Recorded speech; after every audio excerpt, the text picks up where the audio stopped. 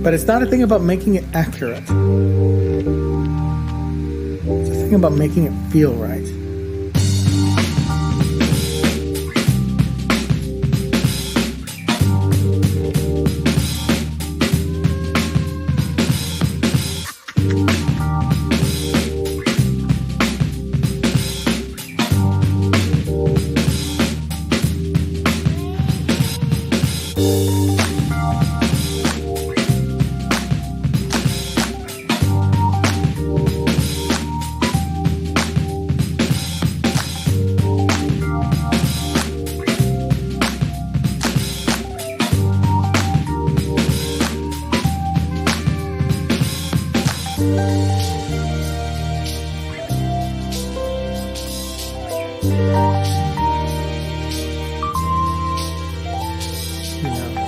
If it's an accident that's an error that feels good, then you leave it in.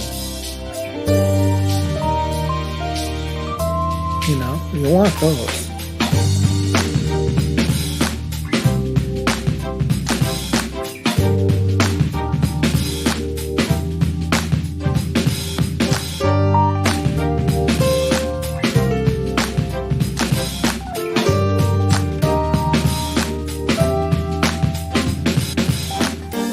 It's not a thing about making it accurate. It's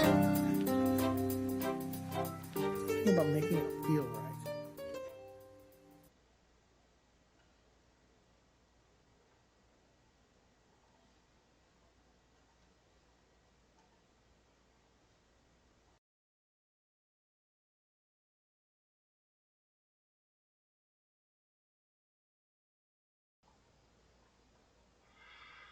A woman drives a car into a crowd in Minneapolis because they're protesting, apparently. I don't know if we're getting all the way to the bottom of this story today because of the details that have been released, but we will talk a bit about what happened with that.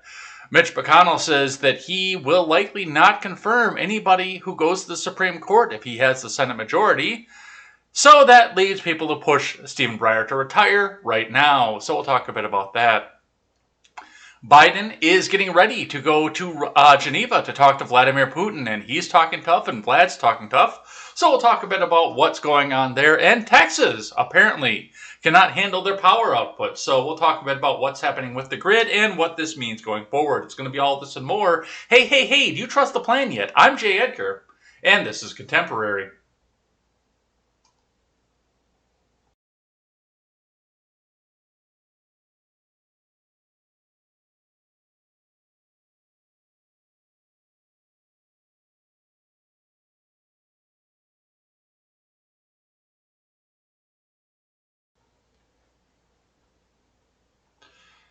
Well, good morning, everybody. Welcome to Contemporary. My name is Jay Edgar. We have got a little bit of stuff to get to. This isn't as busy as it has been through weeks, and I did just find some stuff last minute. Actually, after the title music started rolling, I already remembered some stuff about the Texas power grid. So it's going to be all this and more. We've got a bunch of stuff here, and we're going to get through all of it here. So come on in, strap in, hang out, grab your coffee, and talk to each other.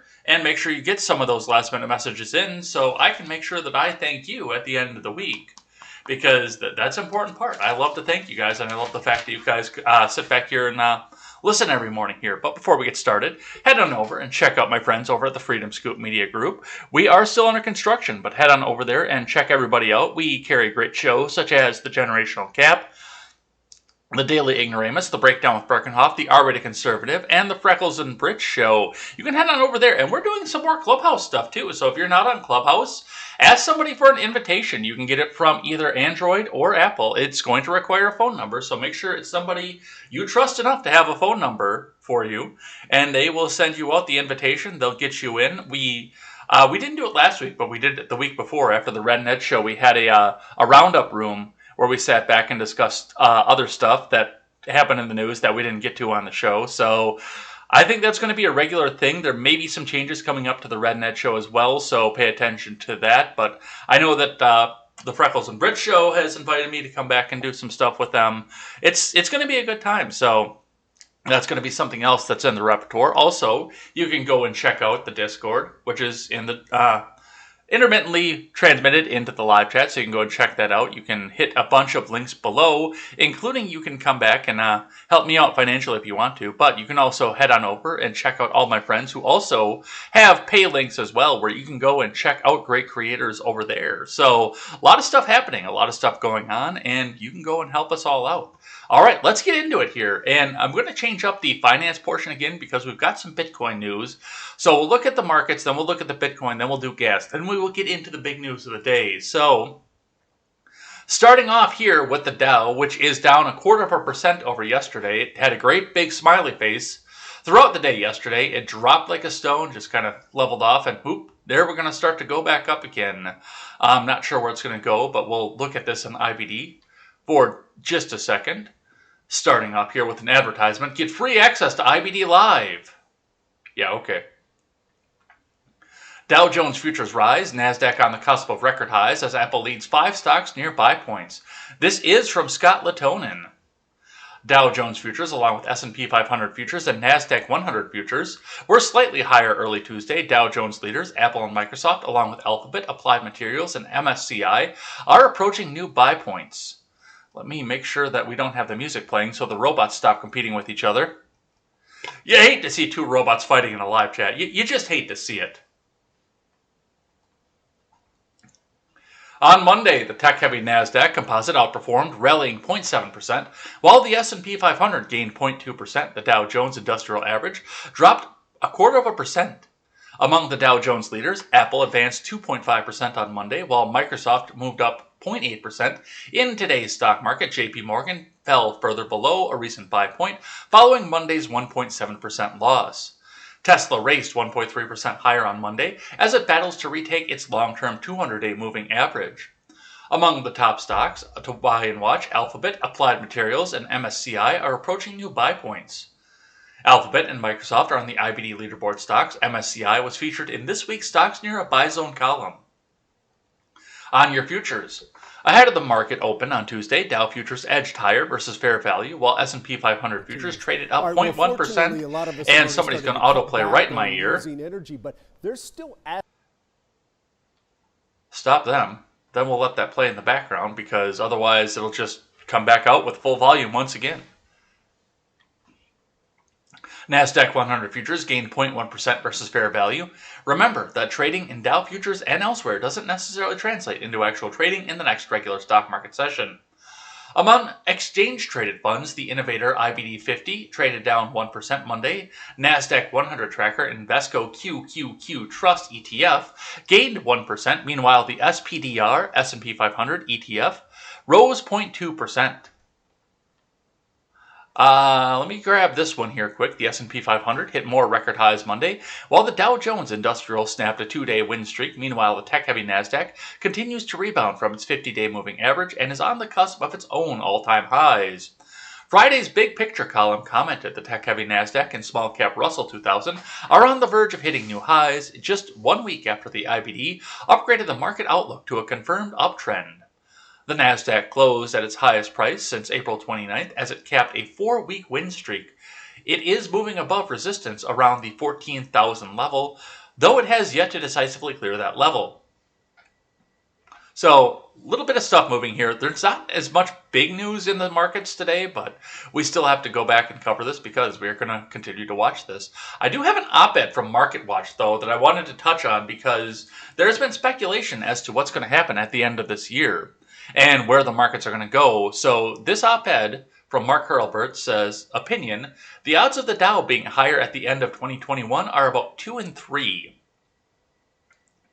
So confident somewhat, but I mean, we're going to see growth, but there is that 30% chance that this could all drop out at the end of 2021. And I could actually see that based on some of the things that we're seeing, especially in housing. That's the big one. But also used vehicle inventory, that's another big one. The two biggest purchases people buy, their houses and their cars. And those are having problems in the markets, and that could take the rest of the market with it. So let's see what Mark Hurlburt has to say here, though. Odds are good that the U.S. stock market will be higher at the end of December. Don't get too excited. These odds have nothing to do with how strong the U.S. economy is right now, or the stock market's impressive returns so far this year. In fact, the chance of winning a second half of 2021 would be the same, even if stocks were in a bear market or the economy was in recession. The reason has to do with the stock market's efficiency. Its level at any given point reflects all available information up to that point. For example, if on June 30th the odds were better than usual that stocks would be higher in 6 months' time, traders would have already bid up prices to take those better odds into account. They wouldn't wait until later in the year to take up their bets.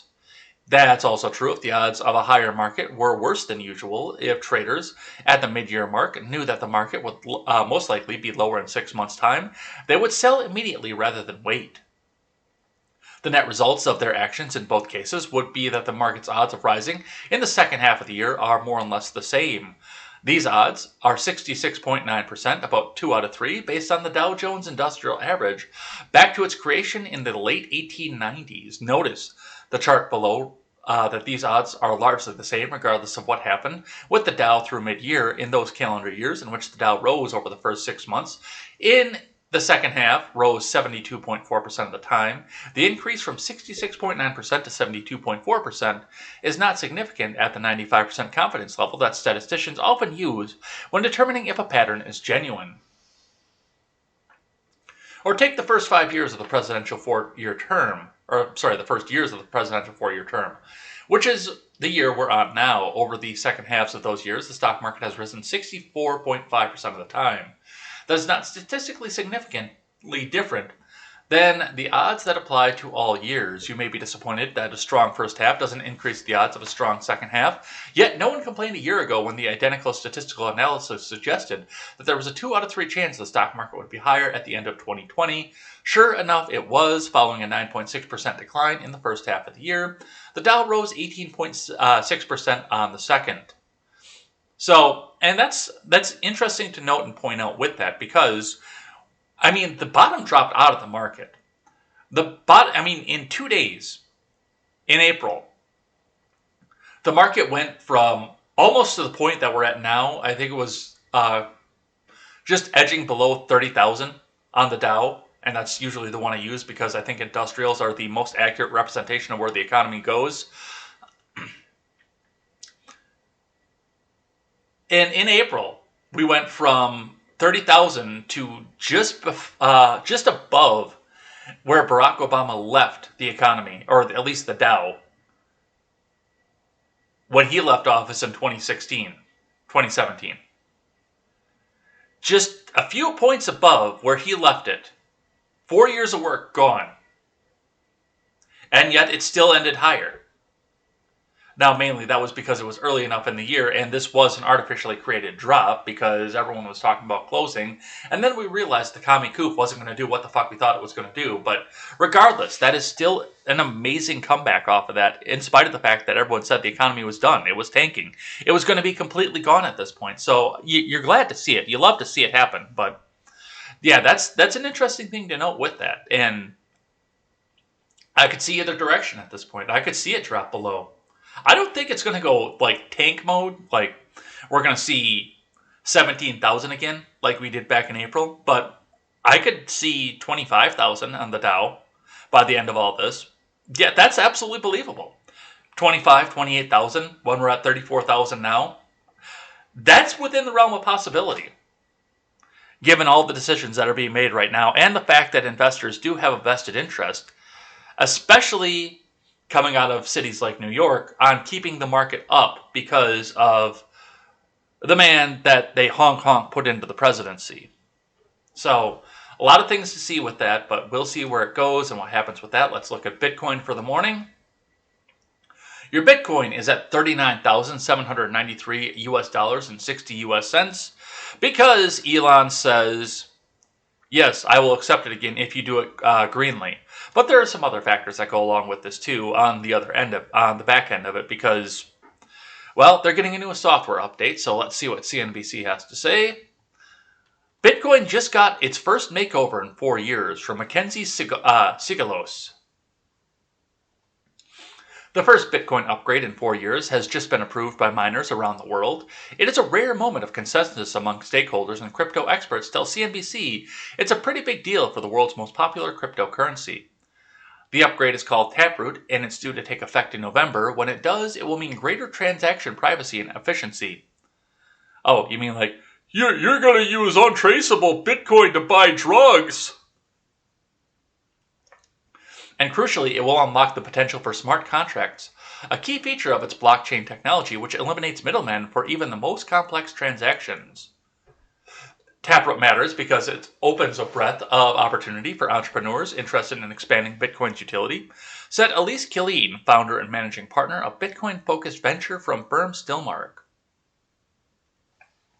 Unlike Bitcoin's 2017 upgrade, referred to as the last civil war, because of the contentious ideological divide separating adherents, Taproot has near universal support, in part because these changes are fairly incremental improvements to the code. Bitcoin's makeover has to do with digital signatures, which you can think of as the fingerprint of an individual leaves on every transaction they make. But it's untraceable. There's no fingerprint.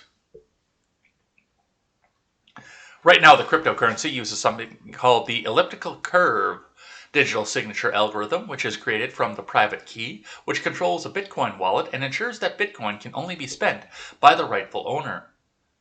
Taproot will switch over to something known as Schnorr signatures, which essentially makes multi-signature transactions unreadable, according to Alejandro de la Torre, vice president at Hong Kong, headquartered in a major mining pool. Yeah, I still don't buy it. You still have that transaction on hundreds, at least dozens, but maybe hundreds of computers because of the way that the blockchain works. And the way that the ledgers work for this, I still don't buy that this is going to be untraceable. It might be harder, but it's not going to be untraceable. In practice, that means greater privacy because your keys won't have as much exposure on the chain. You can kind of hide who you are a little bit better, which is good, said Brandon Arvanagi, previously a security engineer at crypto exchange Gemini. It won't translate to greater anonymity for your individual Bitcoin address on the public blockchain, but it will make simple transactions indistinguishable from those that are more complex and comprised of multiple signatures. These souped-up signatures are also a game changer for smart contracts, which are self-executing agreements that live on the blockchain. Smart contracts are theoretically to be used for practically any kind of transaction, from paying your rent each month to registering your vehicle. Yes, the government's going to get into Bitcoin. Taproot makes smart contracts cheaper and smaller in terms of the space they take up on the blockchain. Elaine says that this enhanced functionality and efficiency presents mind-blowing potential. Currently, smart contracts can be created on Bitcoin's core protocol layer and the Lightning Network, a payments platform built on Bitcoin which enables instant transactions. Smart contracts executed on the Lightning Network typically lead to faster and less costly transactions. So, big security coming up for Bitcoin. This is not official financial advice, but you should be holding, I would think, given what Bitcoin is doing versus what the US dollar is doing, at least a little bit of Bitcoin just to hedge it up a little bit. Because, even if there's a massive EMP pulse, you're still seeing this on multiple computers around the world. So, if you're taken down here, over in Hong Kong, somebody could still have it. But don't make the mistake of saying that the government can't get a hold of you or that it's untraceable, because it's not. Even with Taproot, it makes it harder to trace because it anonymizes it more, but it is not untraceable. Nothing that has to do with electronics is untraceable. So go into it smartly, but I would venture a guess that it'd be okay to go into it. That's what I would see. But of course, for legal reasons, this is not official financial advice. All right, let's keep going. I've got your gas here, and then we'll get into the big news of the day. From Gas Buddy, top 10 gas stations and cheap fuel prices in Madison, Wisconsin. Costco, $2.69. We've got a few of those here. Looks like that's actually going to be your leader through everywhere. It's going to be $2.69 throughout the city. And then we've got a couple that are jumping up to $2.73, $2.79. But for the most part, it's $2.69 across the city. I still want to look into this discount that they do because I haven't yet. But, if gas is going to get expensive and there's like something you have to pay for gas budget to do that for you, they're going to make a buttload of money off of that based on what you could save too. So definitely something to look forward into. Let's start with the big news of the day. Speaking of automotives.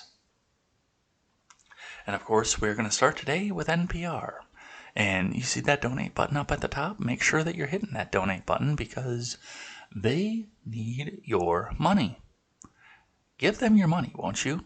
Won't you give NPR a little bit of money so that they can make little microphones that make everything nice and quiet and pick up everything and spread the communist ideas in cool, soothing tones? NPR, National Progressive Radio. Your money, comrade? You mean our money. One woman is dead, others injured in Minneapolis after a driver plows into protesters. This is from Jacqueline Diaz.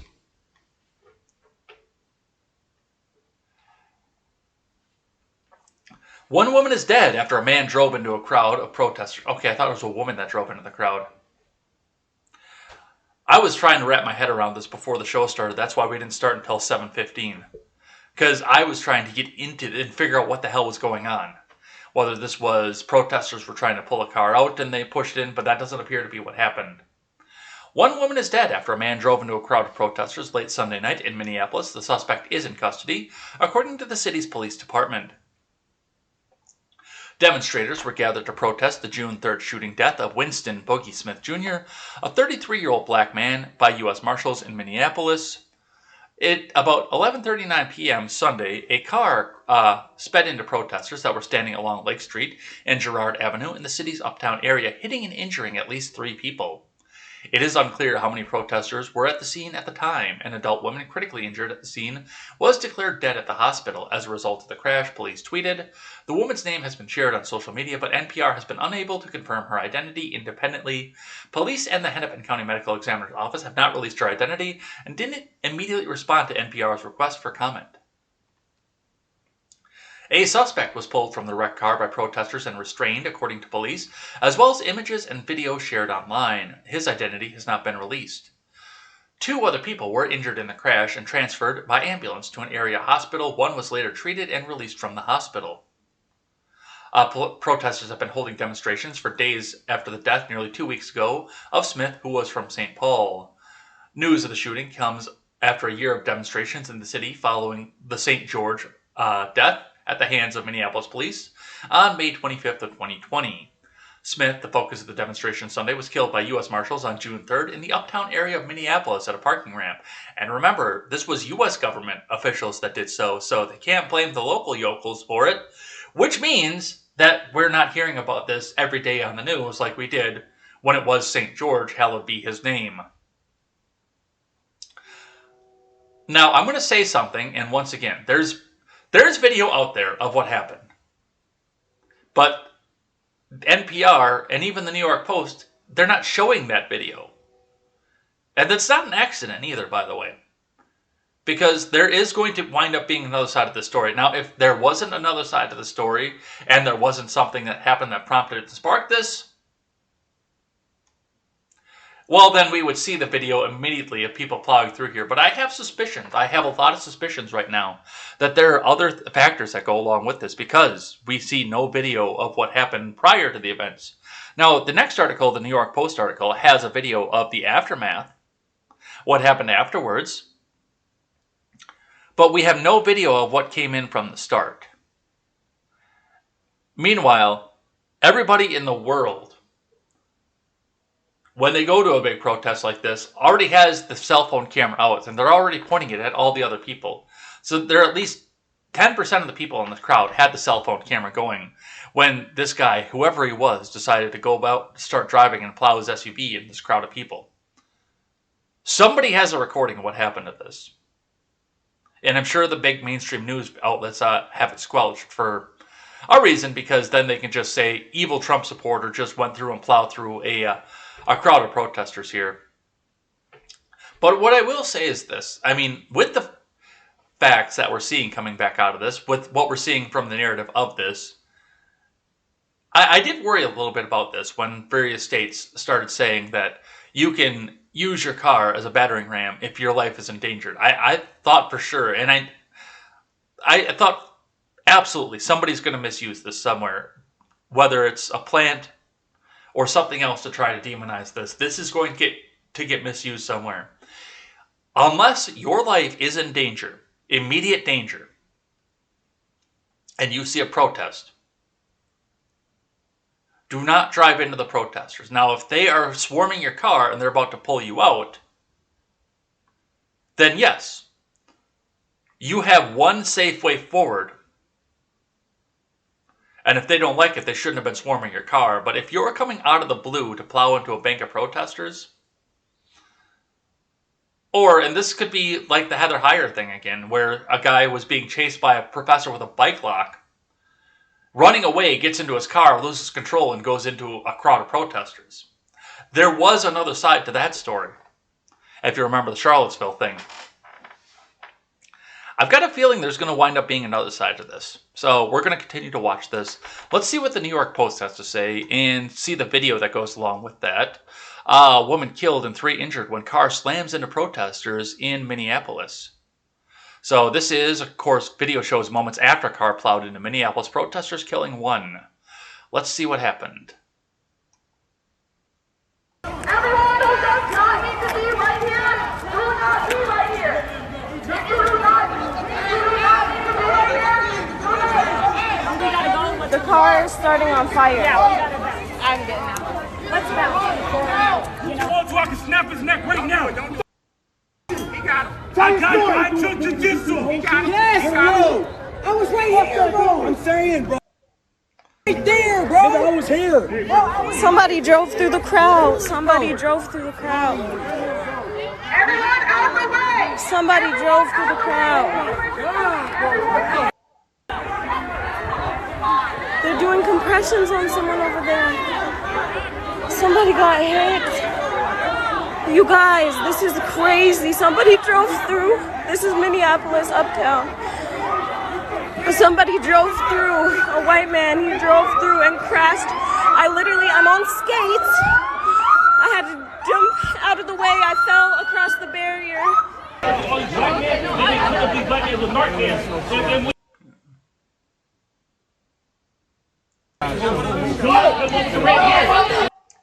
So, a lot of profanity, obviously, and the New York Post is going to censor that back out. I'm not going to censor that out. That's on them. But yeah, it does look like the suspect was restrained. Of course, the narrative is already coming out that this white man just drove through this crowd of protesters. Somebody got hit. Somebody out there screaming, "I'm going to snap his fucking neck. Let me hit him. I'm going to snap his fucking neck." So there's a lot going. But once again, I do have to wonder because, I mean, guys sitting there peacefully, restrained, of course, but sitting there, I mean, he's not trying to fight back. Did something else happen before this? What are we missing? What happened with this? And if I'm wrong, and this guy was just a white supremacist who saw a BLM protest and said, "I'm going to be evil and do this," then hang him. That's it. Lynch him. Death penalty. Because that is an act of pure evil. But something tells me this is not the end of that story. Reading here from Jaren Steinbuch. A woman was killed and 3 other people injured when a car drove into a crowd of protesters in Minneapolis, which has been beset by unrest following the shooting death of a fugitive who opened fire at cops. The unnamed driver, who was yanked from his vehicle by protesters after the crash late Sunday, is in police custody while being treated for unspecified injuries, the Star-Tribune reported. His motive wasn't immediately known, according to the newspaper. Some of the protesters pulled the man out of his car and began to hit him before officers took the suspect into custody, Carol 11 reported, citing a police news release. Video posted on social media appears to show the moment the driver was pulled out of the car and driving into the crowd. The woman later died of her injuries at Hennepin County Medical Center. Carol 11 reported she has not been identified. It looks like she has been identified at this point. I don't want to go into the victimology of this until we start to see, because, I mean, this woman's going to be sainted. And I've already seen some of this going around social media where this woman was the nicest person you could have ever known. This person did this. And I mean, of course, we should always wait to see what kind of stuff that Candace Owens is going to dig up as she goes out and doxes this woman in every second of her criminal record in the past, because, I mean, that's what Conservative Inc. feels the need to spend their time on. But regardless of this, there is more to this story. There is likely, let me not do this so definitively, there is likely more to this story. But this is either going to be the next big front page thing, or this is going to disappear. Because it doesn't fit the narrative. And we will see what happens with that, and we'll follow this as it goes. Let's get into some news about another person who had to pass away because society is, I guess, forgot how to interact with each other last year. Argument over mask at a Georgia supermarket ends with a fatal shooting. A sheriff's deputy was also injured in the shooting. From Tim Stello. An argument over a mask at a Georgia supermarket Monday ended with the suspect opening fire inside the shop, killing a cashier and wounding a sheriff's deputy, authorities said. The suspect, Victor Lee Tucker, 30, will likely face murder charges, DeKalb County Sheriff Melody Maddox told reporters. The officer and cashier were not immediately identified. The second grocery store employee, who was grazed by a bullet, also was not identified. The shooting occurred at the Big Bear supermarket in DeKalb County, southeast of Atlanta, around 1 p.m., the Georgia Bureau of Investigation said in a statement. Tucker was checking out when the argument occurred, the statement said. He left without making his purchase, then immediately returned with a handgun and allegedly shot the cashier, the agency said. She was pronounced dead at a local hospital. The deputy, a 30-year-old veteran of DeKalb County Police Department and a reserve officer with the sheriff's office, who was working at the supermarket, then fired at Tucker, Maddox said. Tucker allegedly returned fire, striking the deputy twice. Maddox said the officer was in stable condition at the local hospital. 2 responding officers arrested Tucker while attempting to crawl out of the supermarket's front door, the agency said. He was taken to a local hospital and is in stable condition.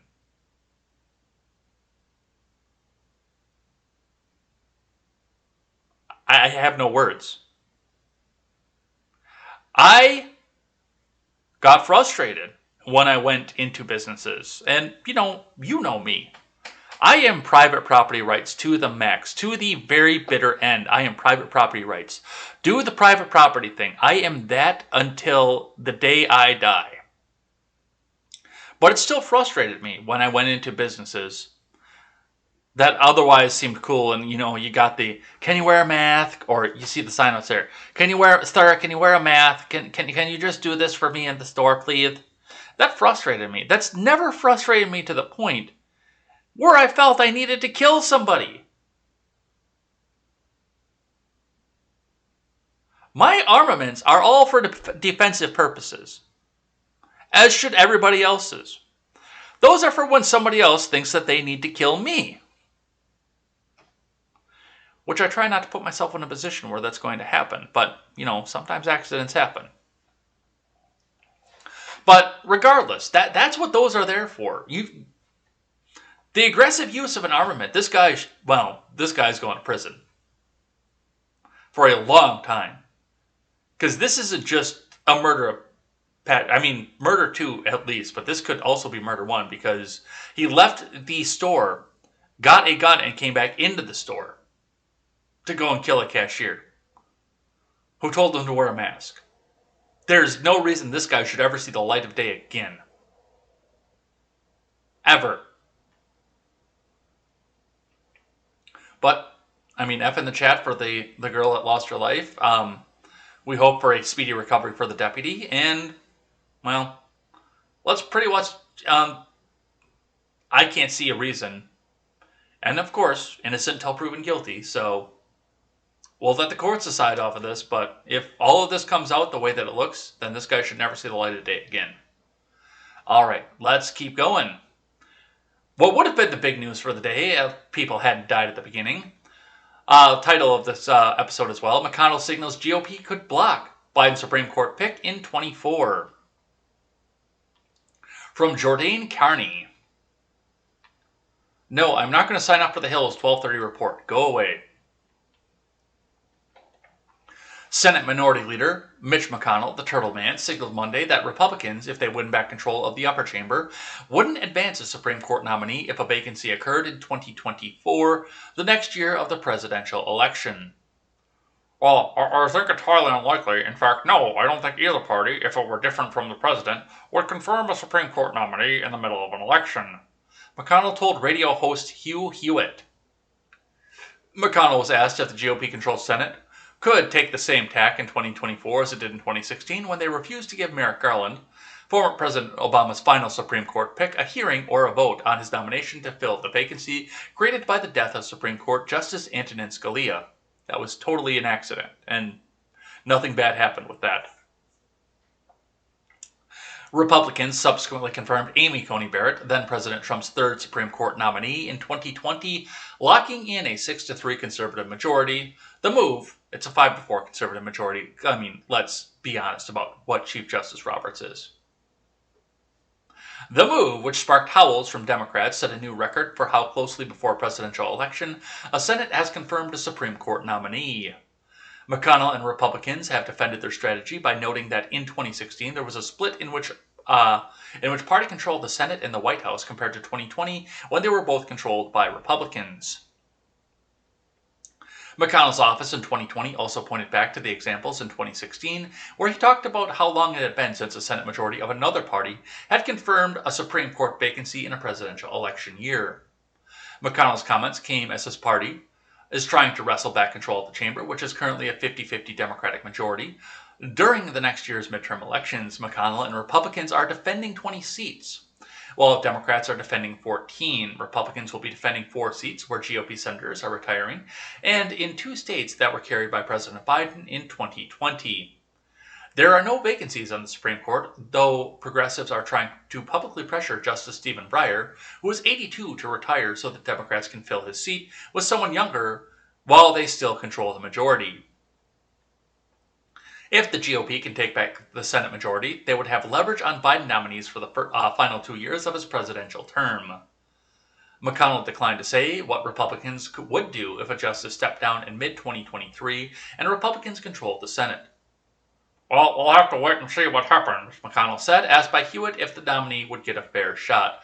Now, McConnell kind of pisses me off in this because he's still trying to do the little turtle dance of, oh, we're doing this because of decorum, and we're doing this because no justice should ever be done with this, and not in an election year, and blah this and blah that and blah every fucking thing else.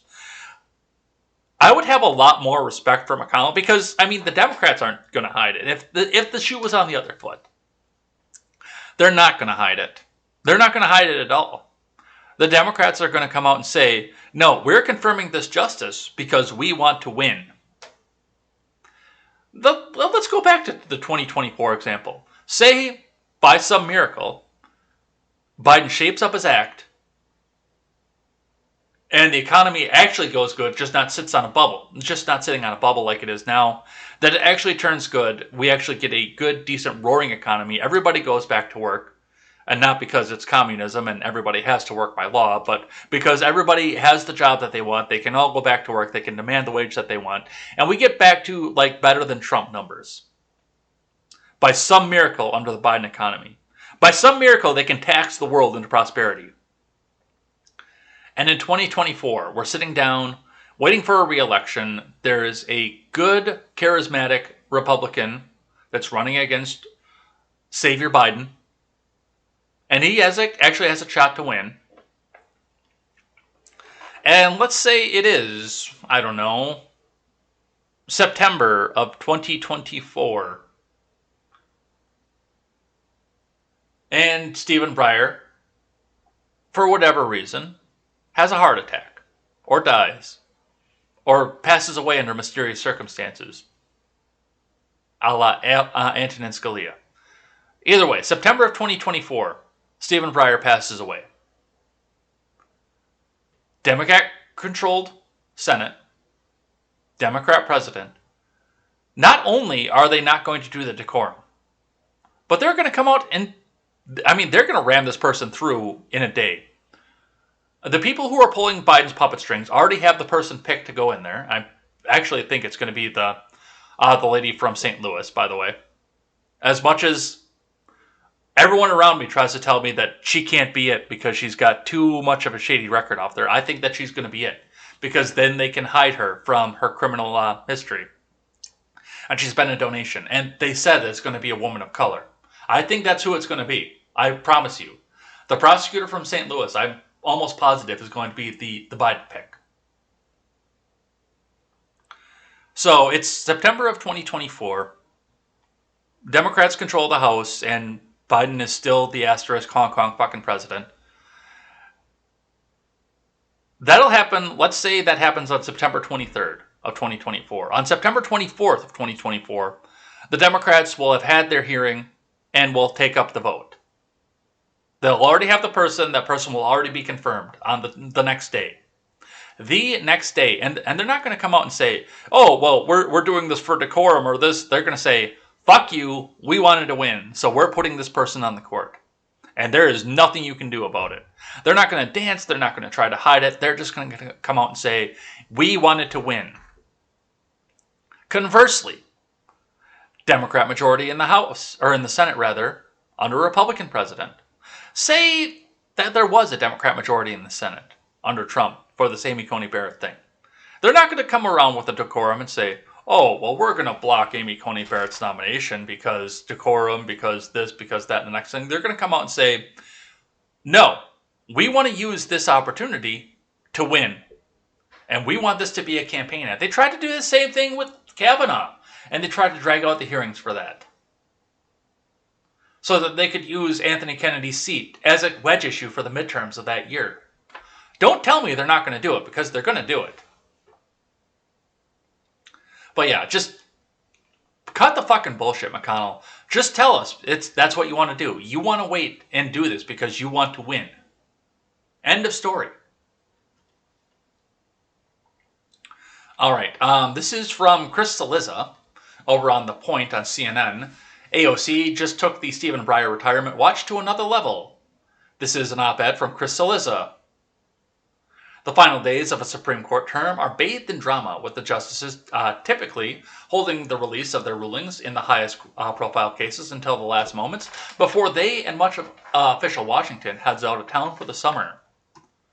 This year is no different, as the court has yet to issue rulings on a case dealing with the Voting Rights Act, another challenge to the ACA, and a campaign finance case involving the so-called dark money.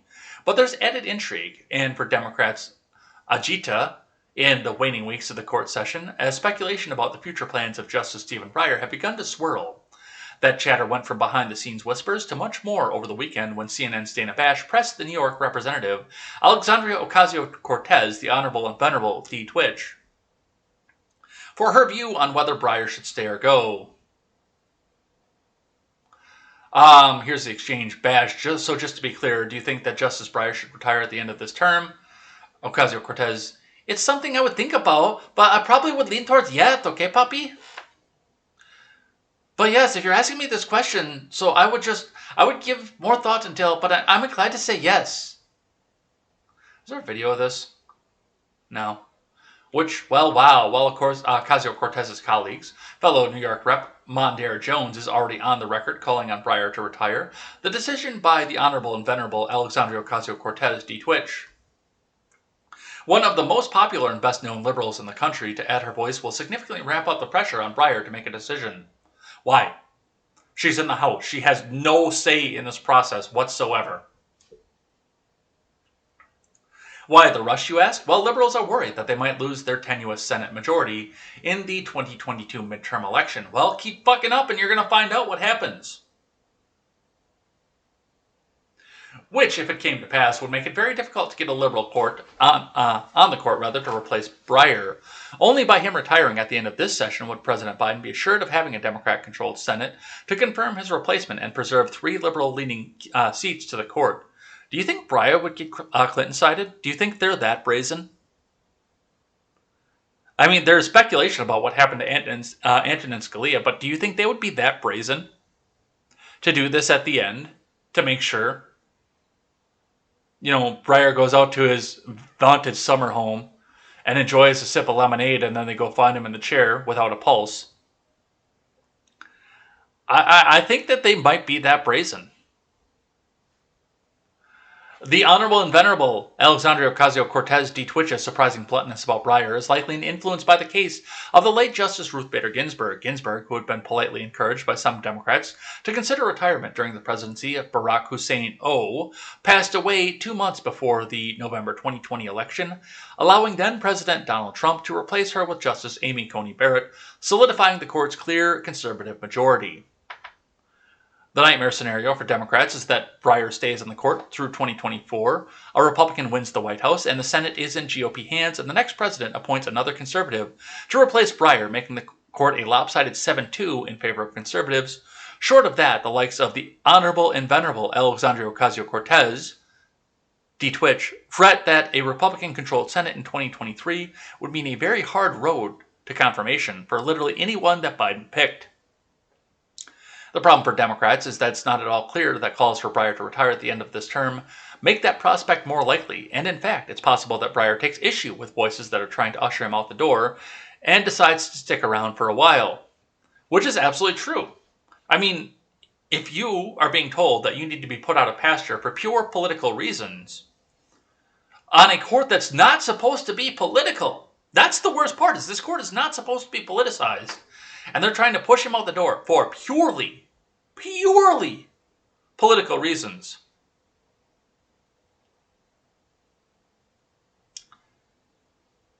That sounds to me like I would stick around.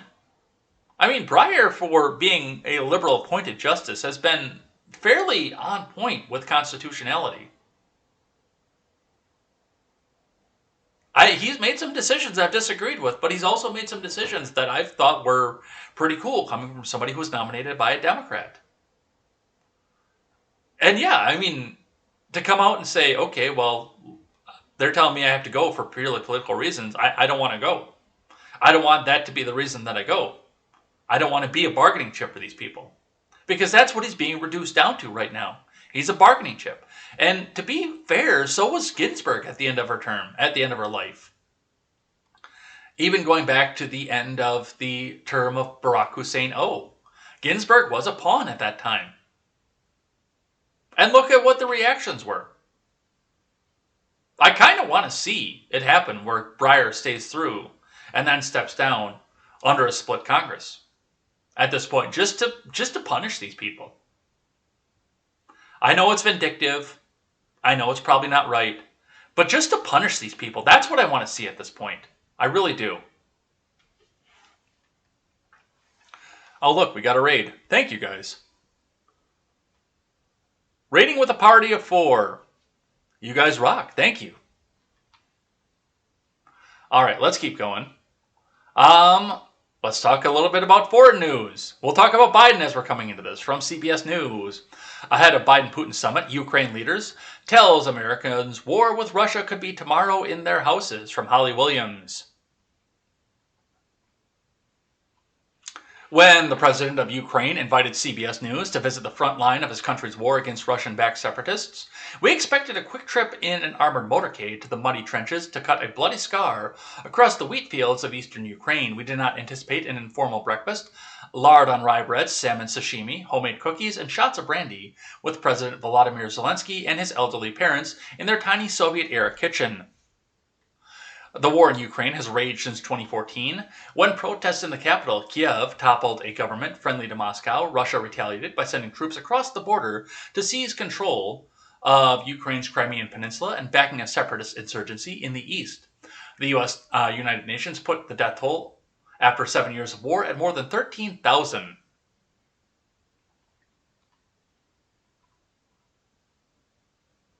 Is this a current article? Yeah. It is. I mean, we're talking about stuff that happened 5 years ago at this point. The U.S. has supported Zelensky's government with money, weapons, and training, but the president told us what he really wants is America to back his country's bid to join NATO, a move that the U.S. fears could exacerbate tensions with Moscow. Just days before President Biden's summit with his Russian counterpart, Vladimir Putin, during which Ukraine will figure near the top of his agenda, we asked Zelensky why ordinary Americans should care about the conflict in his country, which is thousands of miles from their own. It can be tomorrow in their houses, he told us. That may sound far-fetched, but experts say Russian hackers are using Ukraine as a testing ground, including attacking its power grid before employing similar tactics in the U.S. It's the Russians! Why are we doing Red Scare again? It is not 1981 anymore. When tens of thousands of Russian troops massed at Ukraine's border earlier this year, some saw it as a move intended not only to scare its American ally, but as a threat to the United States and its allies. Fucking bring it, dude. That's one of the differences between the Ukraine and most of Europe at this point and the U.S. is there's a reason there's never been a ground invasion after the French came over in 1812. There's a reason we've never had that again, because in our country, while there are still anti-gunners out there, people who are trying to come back and tell you, oh, well, we don't want you to have your gun anymore anywhere. For the most part, even in some of the most liberal big city areas, if you walk in and try to land an invading force somewhere in this country, I mean, there's a meme out there. I'll find the meme and we'll put that up there tomorrow. But there's a meme out there where good luck trying to take over this country, whether it be trying to get a tank through the Rockies, trying to get through the guerrilla warfare of what's going on the coasts, on either one, the heavy urban warfare, or trying to do Chicago, or rednecks with guns in the middle of Wisconsin. Good luck. We've all got guns. There's one gun for every human being in this country. And I'm sure that a lot of us would be willing to share, even with our liberal counterparts who want to take them away from us and burn them and ban them. If we were facing an invading force, I would share. I would share it with you if you didn't have one. Say, hey, you know how to run this thing, right? Okay. See that guy that's speaking Russian over there? Do your thing. We'll worry about what gun control means after the fact. So yeah, if Russia wants to bring it on a ground invasion, thousands of troops massing up on the board, good luck. Godspeed. We will lose Americans in the process. I understand that, and that is F's in the chat for the Americans we will lose, but good luck. Do your best. And the rest of the world will laugh at you as you do so. President Zelensky grew up in an era when Ukraine was part of the USSR, and he was raised in a Russian-speaking household. Part of his early years were spent in the Mongolian city of Erdenet, which at the time was within the outer reaches of the Soviet Empire. His father, Alexander, a professor of computing, has been sent there to teach. Like many Ukrainians, Zelensky believes that Vladimir Putin has neo-imperial ambitions for Russia to control its neighbors once again. They don't want to make us free, he told CBS News. Well, yeah, I mean, that's one of the things that Vlad said when he came in. And you bring in an actual communist who ran openly as a communist in Russia. You bring in an actual guy like that, and with ties to the KGB, and you'll wonder why he wants to take back all the glories of the former Soviet Union. I mean, this isn't hard to see. But they're warning of war on this coming up on the summit. Reading from CNN here, President Biden shores up allied support before heading to Geneva for Putin's summit. Kevin Liptak. President Biden arrives in Geneva on Tuesday, ahead of lengthy and contentious talks with Vladimir Putin, the capstone on a European tour designed to show Western solidarity ahead of the momentous summit. Biden has spent the past week making gaffes, but also consulting fellow leaders, national security aides, and political advisors, reading through extensive preparation materials and thinking about what exactly he will say to Russian president when they sit down in an 18th century lakeside Swiss villa on Wednesday. Well, I'm sure that his handlers are going to come up behind him and say, hey Joe, hey, this is Corn Pop. Yeah, go talk to Corn Pop over there. Be tough with him. He's got a straight razor. Be tough with him, just like you were back in the 40s or whatever the fuck it was.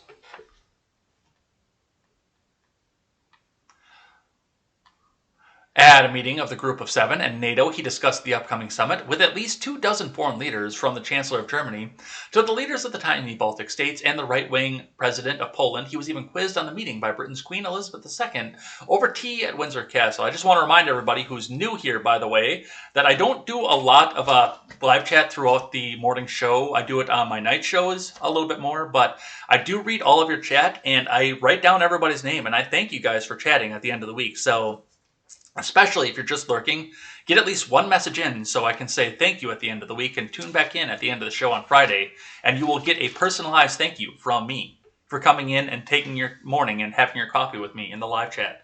So thank you guys very much for that, and thank you guys for stopping in. All right.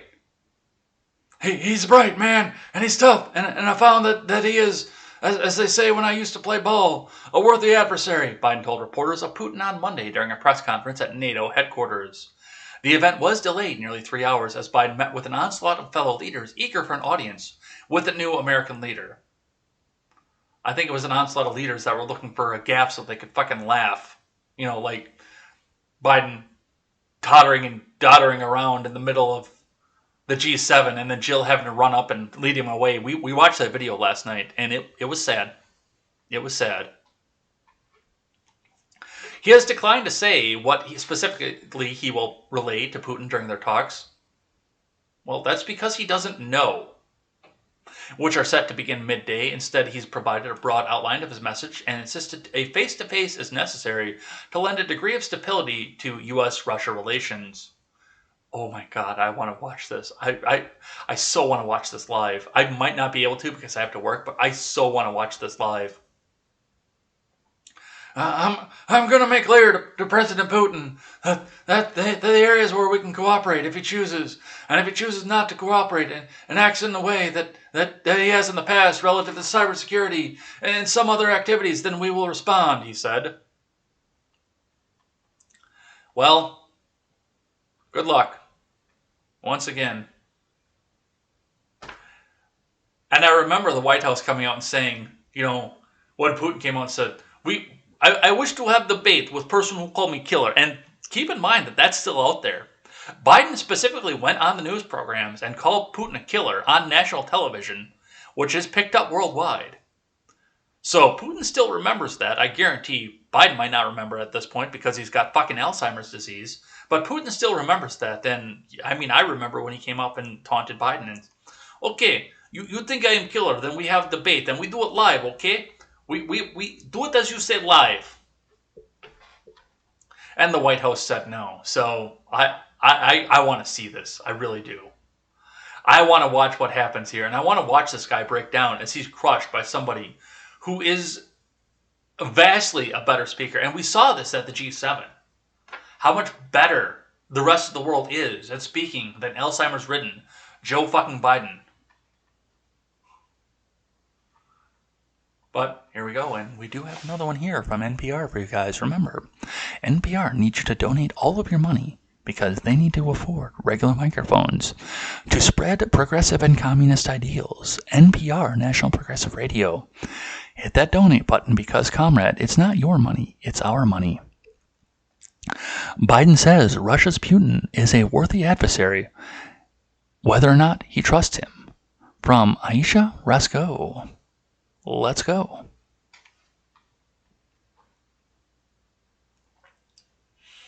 President Biden says he's not focused on whether he can trust Russian president ahead of their sit-down this week, but he's hoping he will be able to find some areas where he can work with Vladimir while laying out red lines for other areas. Oh my God. Oh, I want to watch that. There's your line in the sand. There's your line in the sand, Vladimir. Don't cross it, man, okay? Because my chief of security is Corn Pop, and I got hairy legs, man. Biden spoke with reporters after a day of meetings with NATO allies in Brussels. He said that he discussed the upcoming U.S.-Russia summit with alliance members and that leaders were supportive of his outreach to Putin. Biden has repeatedly said he wants a stable and predictable relationship with Russia. On Monday, he called Putin tough and bright and said that he's a worthy adversary. Come on, man. It's not about trusting, and it's about agreeing, Biden said. When you write treaties with adversaries, you don't say, I trust you. You say, this is what I expect. What slurry of drugs do you think they're going to shove in his arms to do this? Biden said that he hopes Putin is interested in changing the perception the world has of him, and that he would engage in appropriate behavior for a head of state. Biden said he will stand up for Ukraine at the meeting because his son is owned by the Ukraine, but also said that the Ukraine has not yet met the criteria to join NATO, which means they haven't paid Hunter Biden enough money to do so, saying the country still needs to clean up corruption issues. Oh, I'm so interested to see this. I want to see this happen. All right, so this is coming. When is this coming here? Is this today or is this tomorrow? I know it's coming up this week. They don't say. Let's see if the CNN one said. I think this is happening today. I don't know. We'll look into this. Let's grab one from military.com. Some U.S. allies near Russia are wary of Putin. Come on, man. I'm quoting Joe Biden so much I'm starting to talk like him, man. It's just a childhood stutter, man. Some U.S. allies near Russia are wary of a Biden-Putin summit. There we go. Via the Associated Press by Uras Karmanow and Vladimir Isashenkov. Central and Eastern European nations are anxious about the coming summit between U.S. President Joe Biden and Russian President Vladimir Putin, wary of what they see as hostile intentions from the Kremlin. Some of the countries that once were part of the Soviet Union or the Moscow-led Warsaw Pact during the Cold War worry that Washington could scale down support for its allies in the region in a bid to secure a more stable and predictable relationship with Russia. Yeah, that's actually a possibility as well. I think there have been doubts to the resoluteness of the present administrations to face Russian aggressive actions in a decisive manner, said Witold Rodkiewicz, a chief specialist on Russian politics at Warsaw Center of Eastern Studies, a state-funded think tank that advises the Polish government. Both Russia and the U.S. have sought to moderate expectations about Wednesday's summit. Okay, it's tomorrow.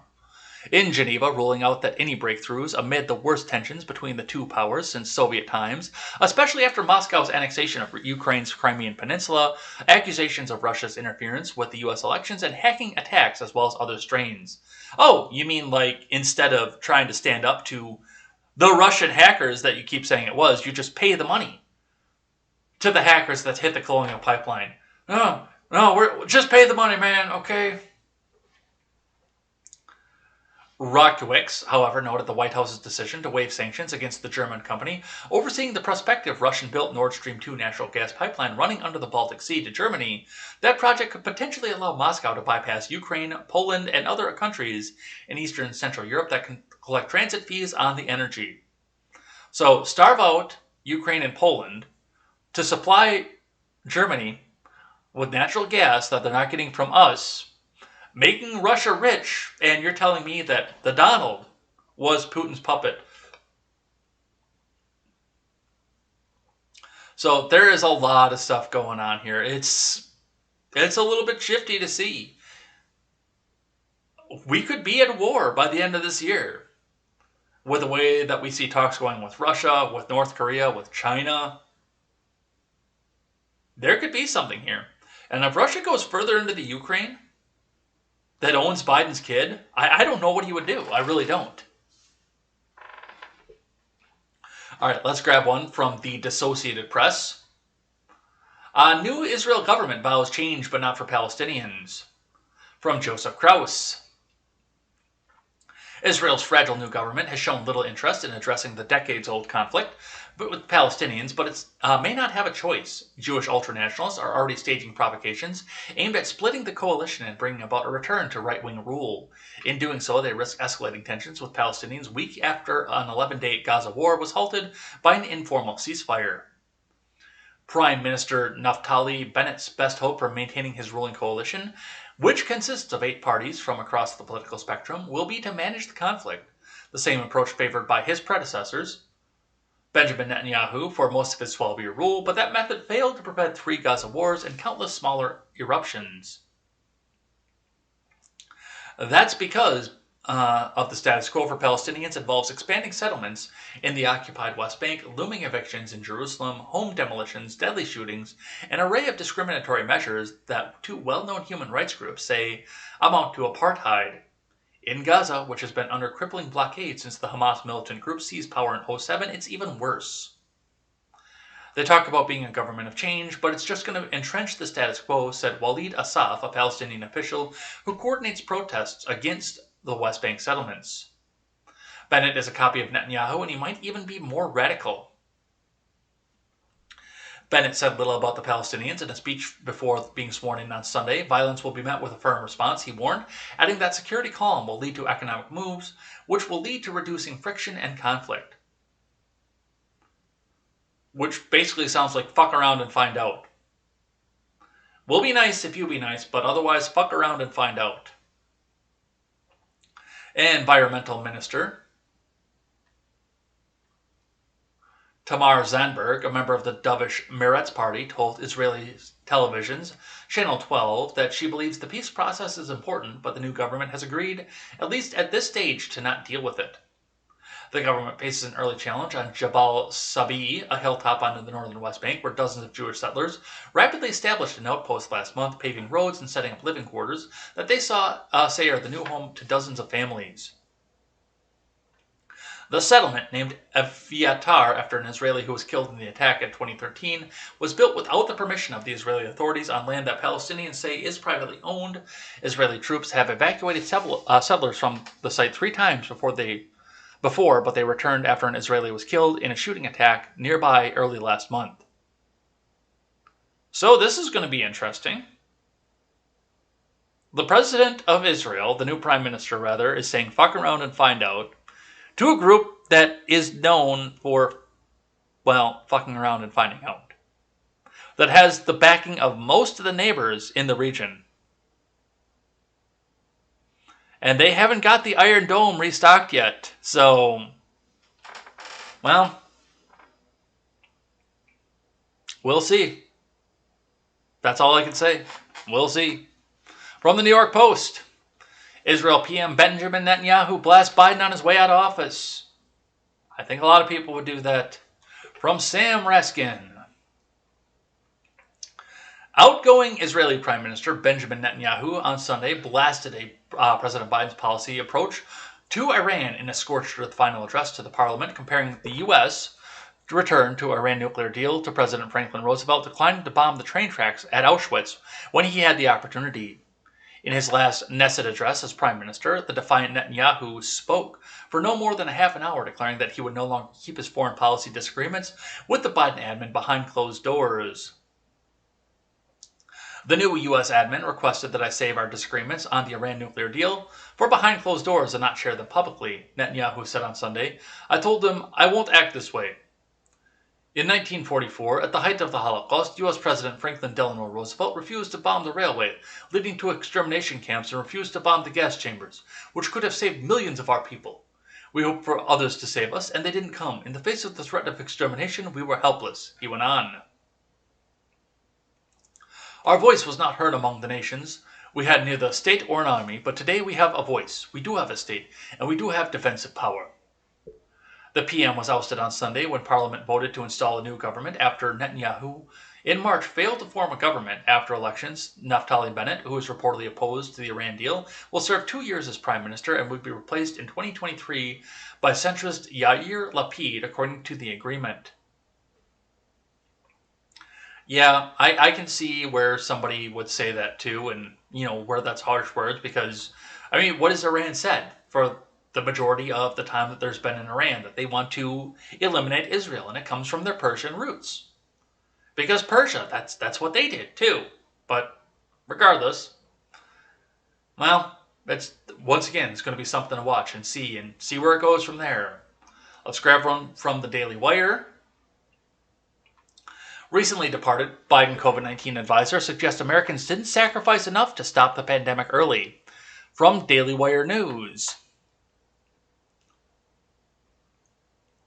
Andy Slavitt, who stepped down from his role on President Biden's COVID-19 response team last week, suggested to CBS News during a Monday interview that Americans did not sacrifice enough to stop the commie fucking coup early on. Slavitt made the remarks when asked by CBS News how much of the pandemic was preventable. Slavitt blamed politics for some of the mistakes that were made, but conceded that the pandemic would have hit the U.S. no matter what. But I also think we need to look at another time and ask ourselves, what do we need to do better next time? Slavitt continued. We have video. Biden's COVID star, Anthony Slavitt, says the pandemic couldn't have been as bad as Americans had sacrificed a little bit more. Let's have a listen. The book is called Preventable. How much of this pandemic was preventable and how? Well, of course, we would have had a pandemic here in the U.S. no matter what. But look, we can count the mistakes, and I think it's important that we do, if for nothing else, so we don't repeat them. We obviously had a set of technical mistakes with the testing and the PPE that we know about. But if we're honest, we also had two other types of mistakes that caused a lot of loss of life. One were just plainly political leadership mistakes. There was a lot. We denied the virus for too long out of the Trump White House. There was too much squashing of dissent and playing on divisions. But I'd also think we all need to look at one another and ask ourselves, what do we need to do better next time? And in many respects, being able to sacrifice a little bit for one another to get through this and to save more lives is going to be essential, and that's something that I think we could all have done a little bit better on. So when we look in the mirror and evaluate our own role in all this, the public, how we could have sacrificed more, as you say, and we think about the possibility of a difficult fall or winter or a difficult variant, what more needs to be done now to prepare ourselves as a public, putting aside the government and the scientific part of this, for us as the public? What's the message? Well, there's a couple simple things. One is that all the people that for so long live so close to the edge, that don't have a great safety net, that don't have great health insurance, but they're forced to work day in and day out to serve us. They're growing crops. They're delivering food to our warehouses. They're working in grocery stores. They're delivering food to our door. All those people are at risk all the time. And so there's a chapter in the book called The Room Service Pandemic, and it talks about how a lot of us had it quite okay during the pandemic and others didn't. So we should be looking at that. And then, look, preventing the spread of the disease is really about a couple simple things. Not breathing near one another in large spaces. That's really it, if you want to be overly simple about it. And that requires a certain amount of sacrifice and change. It's a short period of time, and we none of us can do it forever, and it's not pleasant. This is a short period of time, 2 weeks to flatten the curve. A year and a half fucking later. But yeah, I mean, you didn't sacrifice enough, did you? No, you didn't. That's what Anthony Slavitt is telling you. So sacrifice just a little bit more. Give away another year of your life for government control. That's what I have to say to that. Let's keep going here. From The Blaze. I'm not giving up. Pro-Trump homeowner faces $500 per day fine over expletive-filled anti-Biden signs. Which is interesting because in a small town, just a little bit to the west of here, we see some of the same signs, but they're expletive-filled anti-Trump signs and pro-Biden signs. But it's in Dane County, so you would expect that. I saw that the other day when I was driving. It's a route that I never take home, but I had to because of a traffic jam. Yeah, I saw all these signs out here, and I just see, fuck Trump, Biden won, fuck yeah, Kamala, shit like that. I see all that kind of stuff, but you don't see articles about that. But you see articles about this one here because I'm sure the HOA is not happy with this one here. From Carlos Garcia. Pro-Trump homeowner may face a fine of $500 per day over her expletive-filled anti-Biden signage if her New Jersey town government gets its way. Andrea Dick said the signs outside her Roselle Park home are simply an expression of her free speech rights. I have a right to have them up here, freedom of speech, she told WABC TV. One says, fuck Biden. One other says, fuck Biden, not my president. Another shows former President Trump with two middle fingers up. Like the people did at the beginning of the Trump presidency. I know there was, because I was looking into following some e-celebs, and one of them did. I mean, she had, fuck Trump, not my president, written across her shoulders and the front of her chest.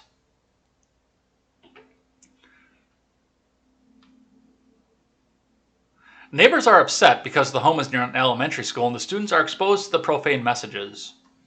This is terrible. I mean, kids go by here. It's a family neighborhood, and why, said one neighbor to WABC. Roselle Mayor Joseph Signorella III said he received complaints about the sign from neighbors. Dick says she's heard from many people who support her and her signs. Dick says she has been told that she could face $500 a day if she continues to refuse to take down the signs. The 55-year-old has pleaded not guilty and had the fines delayed by a municipal court judge until the case can be heard on July 8th in court. Well, maybe you shouldn't be doing that this one here, over on the edge, don't blame me, I voted for Trump. I mean, that's cool. Joe Biden sucks. That's cool because, I mean, that's the kind of language that they're using in the elementary school already. But yeah, the rest of this one here, yeah, you can't do that. I mean, my coworkers, some of them tried to hang up a fuck Biden sign too, and yeah, the neighbors also had a problem with that. They were trying to hang that up at work too, by the way. The neighbors also had a problem with that, which, I mean, you've got to conduct yourself in some sort of a professional way, especially if you're near an elementary school or if you're in a place of business. You got to have some sort of decorum there.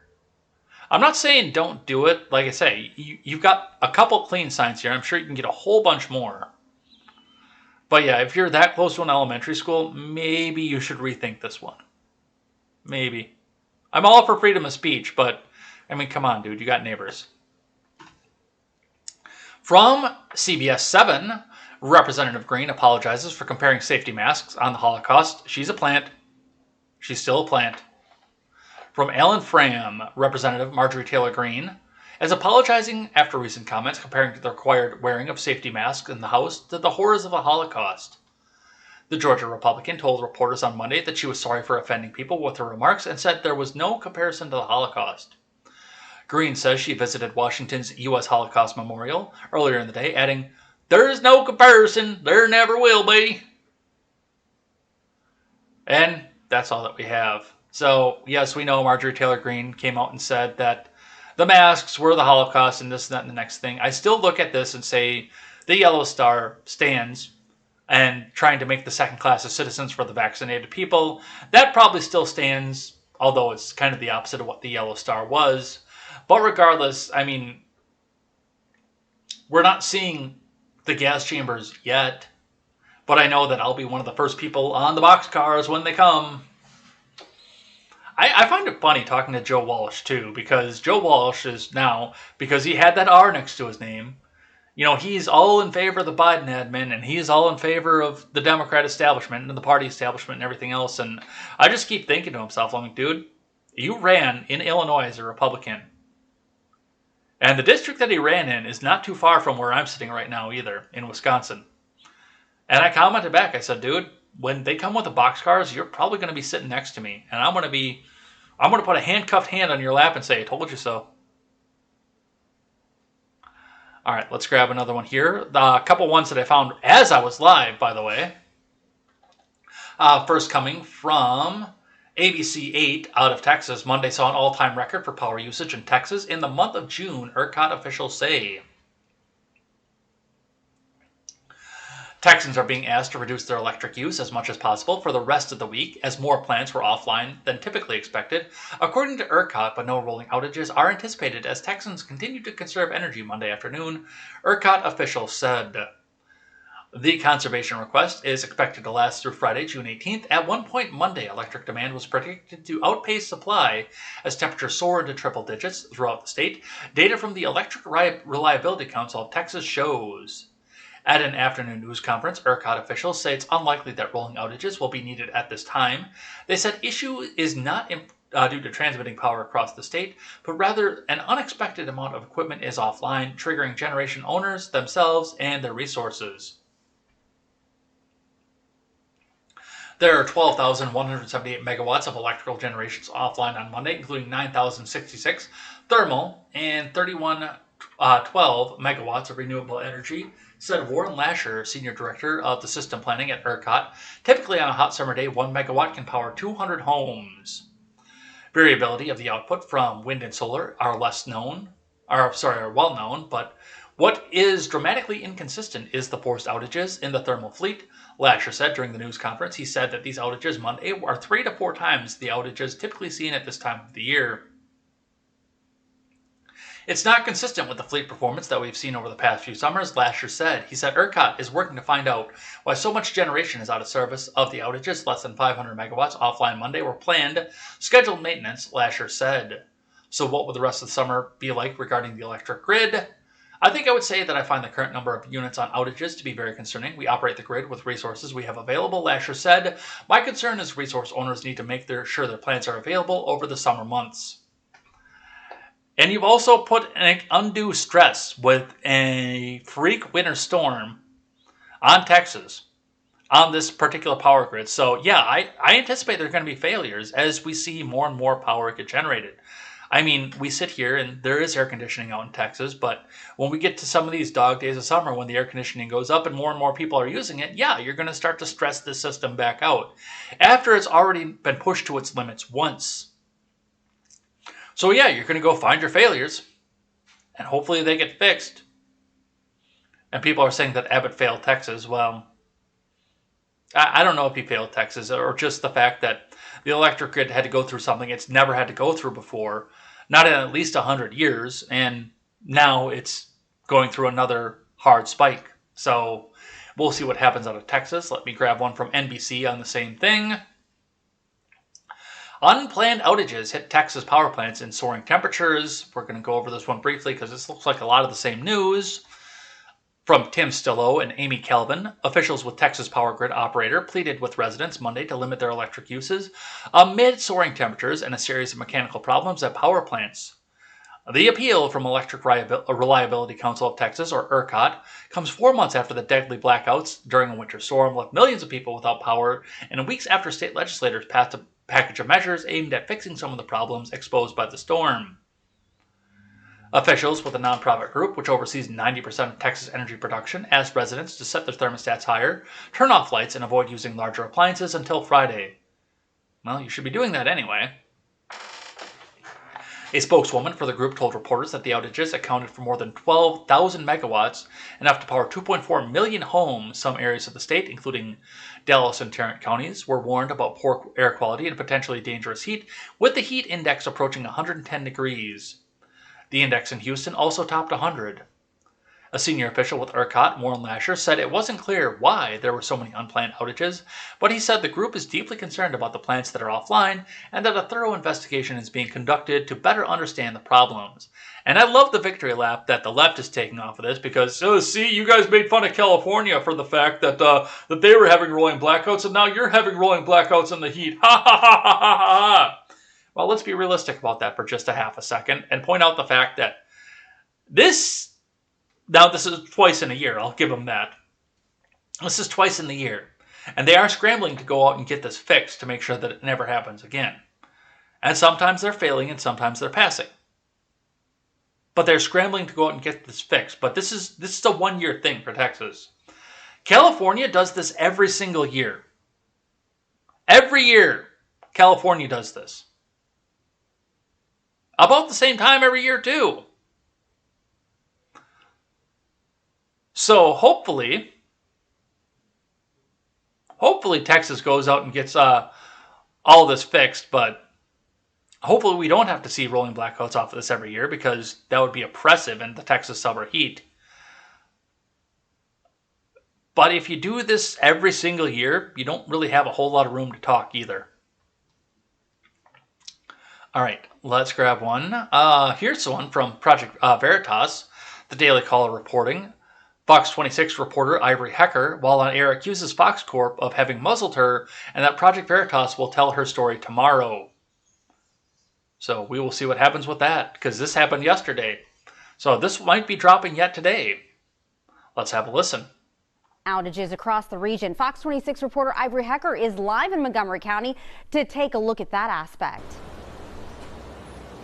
Thanks, guys. That's right. Before we get to that story, I want to let you, the viewers, know that Fox Corp has been muzzling me to keep certain information from you, the viewers. And from what I'm gathering, I am not the only reporter being subjected to this. I am going to be releasing some recordings about what goes on behind the scenes at Fox because it applies to you, the viewers. I found a nonprofit journalism group called Project Veritas. It's going to help put that out tomorrow, so tune into them. But as for this heat wave across Texas, you can see what it's doing to AC units. This one broken down as we outages across the region. Fox 26. So apparently we're going to get another drop from Project Veritas. I'm interested. I like what they do over there. I really do. I think they're great. They just put it out there and let you decide. That is if they're allowed to put it out there, because a lot of the times they can't put that out there either. All right, I got just a couple more, then we'll do Twitter trending and head out of here for the day. From the Daily Wire, refugee who escaped sex slavery in North Korea sounds alarm over what leftists are doing in the U.S. From Daily Wire News, Yeonmi Park, a 27-year-old who escaped sex slavery in North Korea, is warning that leftist professors inside America's top academic universities are indoctrinating students with extreme ideologies that remind her of North Korea. I fell in love with this country. This is such a wonderful country. I've never been accepted more than this country was, Park told Fox News host Sean Hannity. And at Columbia University, literally every professor was saying that, the problems that we have on today's world is because of white men, how they colonize Africa, how they mess up everything, and they're the ones who need to be blamed. Let me see if I've got video of this one. Let me see how long this is. No, we're not going to do a 7-minute one. Never mind. And I couldn't believe that I'm sitting in North Korea's classroom or in America, she continued. Actually, I couldn't believe why people are hating their own people that much. It's just heartbreaking, Park said. I literally sold as a sexual slave, and I literally crossed the Gobi Desert to be free. And now I thought I landed in a country where I can say what I believe and have my, freedom to think. However, now I live in a country I have to constantly censor my speech because now in the name of safe place, Columbia told us, what we cannot talk about. And I'm so concerned, if America's not free, I think there's no place left that is free. And I think that's why it's really alarming to me. Park said that she gets death threats from people on the political left and that she doesn't even know how to respond to it all. Well, first off, stop Asian hate, because, that's the thing that we're doing now. Stop Asian hate. You can't hate on the AAPI people, but this is not the first time we've heard something like this. People from Venezuela come out and say what's happening here is what happened when they went down. People from Cuba, older generations, say that this is what happened before the Castros took over. And I hope that we don't go down that route because a lot of people died. I hope we don't go down the North Korea route, the Castro route, the Venezuela route. But, I can see some of the parallels as well. So the hyperinflation, the stymieing of speech that's critical to the party, capital T, capital P. I can see some of that. I pray that we don't do it. I really do. But we'll see what happens with that. All right, last one is from The Blaze. This came to me in the Discord, which you guys can join the Discord and join the conversation as well. And you can put articles in and we'll cover them if they're not blatantly racist. Because I know a lot of people like to slip those into the articles worth investigating. If it's not blatantly racist, I'll actually go through, try to find something green check verified, and we'll talk about it on the show. But from The Blaze, mother unloads on school board over young children being taught about masturbation, anal sex, and transgenderism. From Phil Shiver. A furious mother in Bloomington, Illinois, recently spoke out against the implementation of educational standards that force children to learn about masturbation, anal sex, and transgender ideology before their teenage years. Becky Swan, a District 87 parent and alum, passionately voiced her opposition to sexualization of young children at a school board meeting last week, according to WRPW, a conservative radio station in central Illinois. Swan's statement came in response to a new bill, SB 0818, which mandates that schools teaching sex education in the state must comply with the national sex education standards. The bill passed both chambers of the Illinois legislature and now awaits signing by Democrat Governor J.B. Pritzker. According to Swan, the bill is an unfunded mandate that destroys local control over curriculum and sexually grooms young children by introducing sensitive and inappropriate topics. In a fiery speech during the board meeting, Swan assailed the bill for seizing educational authority from parents, introducing sexually explicit content to children, and indoctrinating them with transgender ideology. Dude, I remember when I was in my teen years at the time, but before we took health class, we all had to take a permission slip home. When I was 13, into my teen years, before we went into any of this. Sexual health, any of that, and there were kids in my class, and I come from a highly Catholic area in a small town on top of that, so keep that in mind, but there were kids that weren't allowed to go into health class, and they didn't want the state to teach that stuff. Now, the state taught me, and now we're getting into this point where, the kids are just going into it, being taught it at a very, very young age. There's no permission slip involved, and really, honestly, that kind of education belongs in the home, and the birds and the bees talks come from the parents. That's what it's supposed to be. Now, they can choose to abdicate their response, and the schools and the state does have a mechanism to go and do that, but that should be a decision if the parents decide to either take up that mantle or abdicate it to the school. That should be their decision. I hope that they don't do the latter, but so many of them do at this point. But still, I mean, the fact that she has to be outraged because she doesn't know that this is happening, especially for single-digit age children, on top of it. Yeah, she has the right to come back in and say, this is how I want my kids raised. If she is opposed to it, she probably shouldn't have a kid in public school. But I mean, at this point, nobody should have a kid in public school. We've seen what the breakdown is, how bad the material is. Let's just go back to what the material was between like 1995 when I was in the public school system to now, and how dumbed down it is, because I've seen the way the Common Core has dumbed down so much of the education. I've seen people in high school that are learning what regular classmates of mine, not the gifted and talented, but the regular classmates were learning in 5th grade. They're doing this now in 11th and 12th grade. And yes, if you're going to put your kids in the care of the state, you should have a say in how it gets done. At least a vote. You should also know what's going on, and the fact that they masked this or she didn't know tells me either there's a problem in the line of communication from the school or a problem in the parenting. Because if you find this out at the last minute, then maybe you should have been asking some more questions. There's fault to go around on multiple sides on this, but no, especially for single digits, the kids are innocent, man. The kids are innocent. Let the kids be innocent. But regardless, that's what we see coming back up out of this. All right, and that's going to be it for the news of the day. The last thing that we do on a Tuesday is Twitter trending. So let's do a quick refresh on this. Let's see what we have going on today. We will skip the Tuesday motivations and the Tuesday thoughts, the stuff like that, and we will take the 5 Twitter trends, the top trends of the day.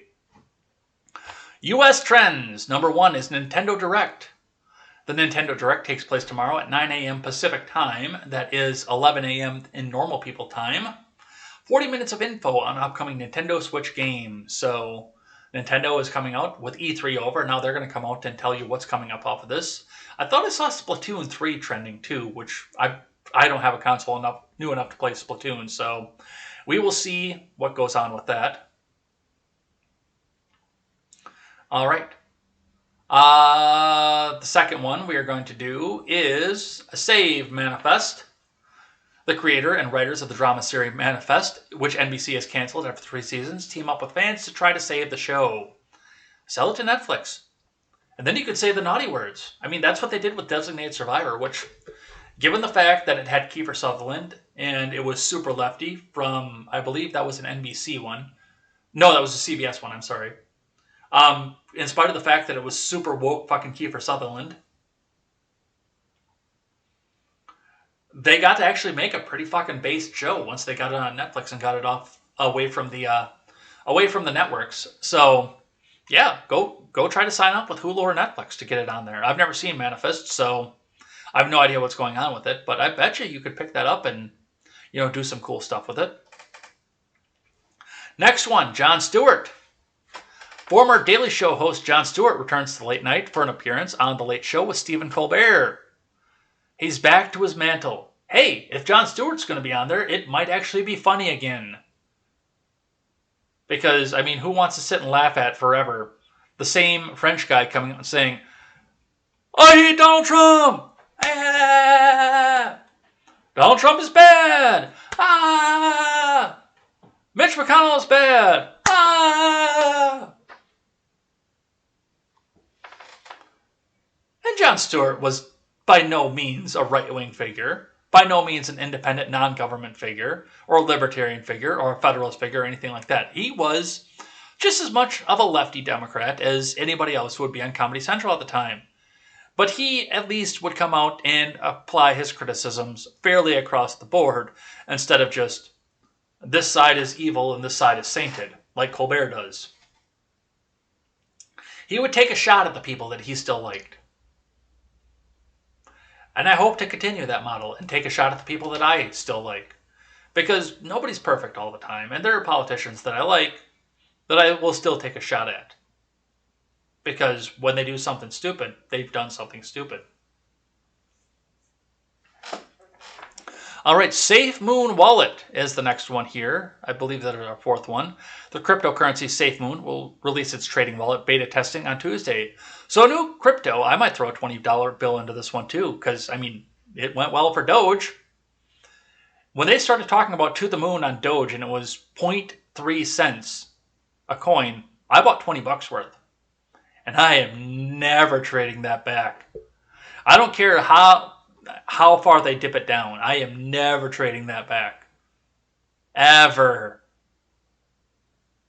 I am never, ever, ever, ever, ever trading that back. Fuck you. I will sit on that forever. For 20 bucks for whatever that comes out to, I have the entertainment of the ride. So I might throw a $20 bill into the SafeMoon and see, especially what it comes off as an initial offering.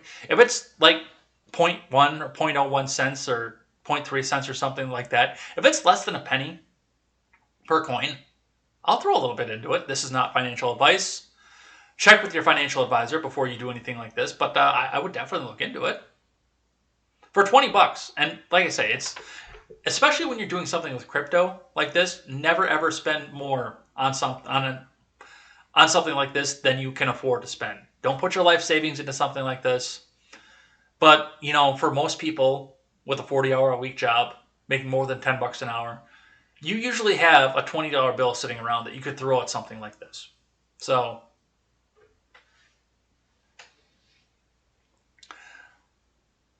all right, the last one that we're going to do today is Rick Santelli. Well, we might do another one too because I'm a big Pink Floyd fan. But let's see what Rick Santelli is doing, and then we're going to do Roger Waters too. So we'll do 6 today. Apparently, Rick Santelli is a national treasure. Eric Wood says, I love it when Rick Santelli just fucking loses his mind. Always a little morning outburst from Rick Santelli can tell me he doesn't have passion. I guess let's listen to what this is. Rise Goon says Rick Santelli was up late watching QAnon vids again. Q man, Q shaman.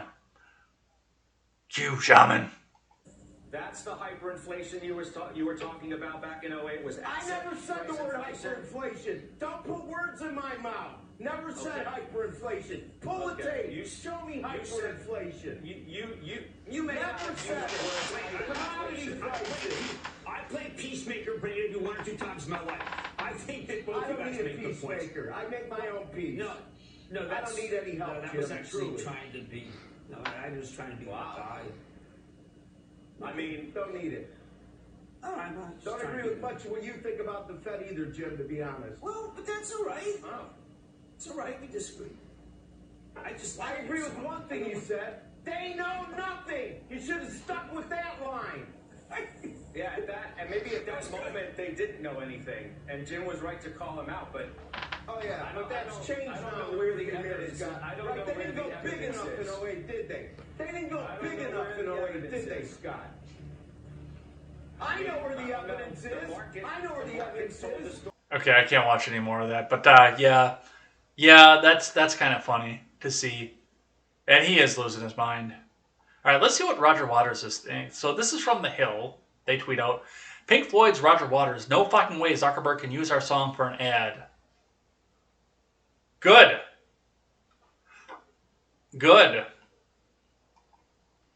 Let's just read this one and see. From The Hill, Pink Floyd's Roger Waters, no fucking way Zuckerberg can use our song for an ad, from Joseph Choi. Roger Waters, a founding member of the British rock band Pink Floyd, revealed at a press conference last week that he turned down a huge amount of money from Facebook for permission to use one of its songs for an Instagram advertisement.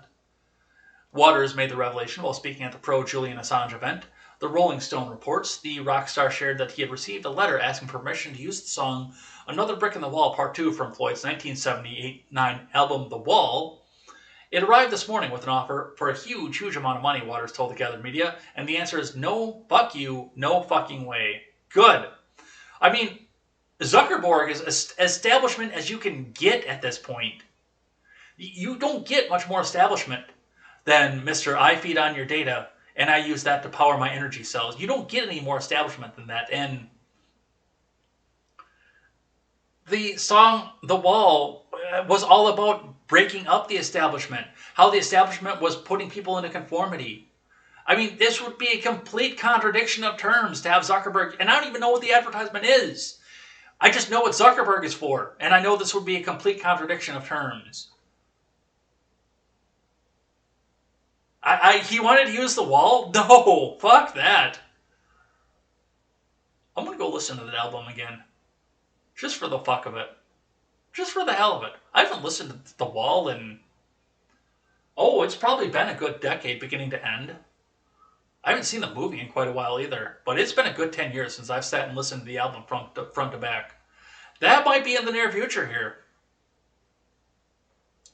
And then you'll start to see me draw brick walls and everything like I did the first time I heard it when I was in high school. And I accidentally stayed locked in a closet for 3 days. Listening. Actually, the locked in the closet incident was the Dark Side of the Moon. 3 days in a closet listening to Dark Side of the Moon. I'll let you guess what was happening. All right. And that's going to be it for the day. So we're going to head on out of here. I don't know who we're going to raid. It'll depend on if Steven Ignoramus pops on before we get up to. So let's get the scene changed up and let's head out of here for the day. Let's play some music too. All right. Let's go here. So, thanks everybody who came by and chatted in the live chat. Everybody who came and hung out with us over here. Make sure that you stick by and stick with whoever we wind up going and seeing. I am going to, I'm going to see if I can hold off for just a couple minutes to see if Steven Ignoramus starts back up. And if you are on Twitch, hang on with us because we're going to go raid somebody. I don't know who we're going to raid, but we're going to go raid somebody. So, especially considering we got a raid on this stream. So thank you guys for that as well. Remember, last minute messages, so I can thank you guys for chatting in the live chat here. Otherwise, we'll be back here bright and early. 0700 tomorrow. It'll probably be more like 0710, but forgive me. But 0700 tomorrow for more contemporary and more news headlines, and looking forward to that as well. Otherwise, we'll see you tomorrow. Until then, I'm Jay Edgar, and this is Contemporary. Take care.